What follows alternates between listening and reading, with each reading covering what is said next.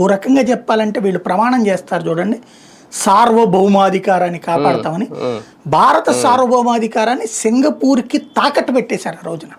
ఎట్లాగా? ఎలాగా? దాన్ని తీసుకెళ్ళి వాడంట ఇదే ఇందాక చెప్పినటువంటి షరతుల ప్రకారం భూమి ఇస్తారు. అది అవినీతి అనేది ఓపెన్ సీక్రెట్ అది. ఎందుకంటే 1200 కోట్లు మనం ఖర్చు పెట్టడం ఏంటి, 300 ఖర్చు పెట్టినటువంటి వాడికి తీసుకెళ్ళి 60% వాటా 50% పైన వాటాలు ఇవ్వడం ఏంటి? అక్కడే పెద్ద కుంభకోణం అది. దాన్ని తర్వాత వచ్చేవాడు ఎట్లా క్యాన్సిల్ చేస్తాడు కాబట్టి, క్యాన్సిల్ చేస్తే 150 రెట్లు డబ్బులు ఇవ్వాలట. 150%. అంటే 10 లక్షలు, అది టోటల్ కాస్ట్ 12,000 కోట్లు అనుకున్నారు అనుకోండి, మనం వాడికి ఏది 18,000 కోట్లు చేతికి ఇవ్వాలి. వాడికి 1,200 కోట్లు అనుకుంటే 1,800 కోట్లు ఇవ్వాలి, వాడికి ఇవ్వాలి ఫ్రీగా, ఇది క్యాన్సిల్ చేసుకున్నందుకు. లేదు దాంట్లో మార్పు చేర్పులు చేసుకున్నా సరే ఫుల్ అమౌంట్ వాడికి ఇచ్చేయాలి.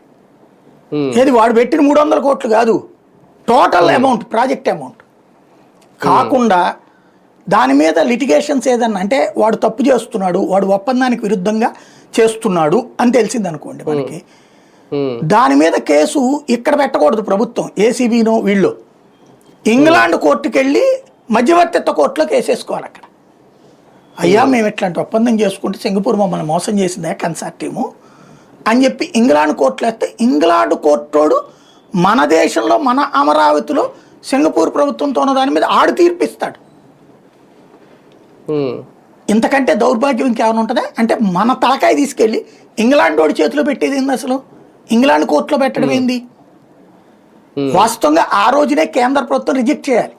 వాళ్ళకి బుర్ర తక్కువ, పట్టించుకు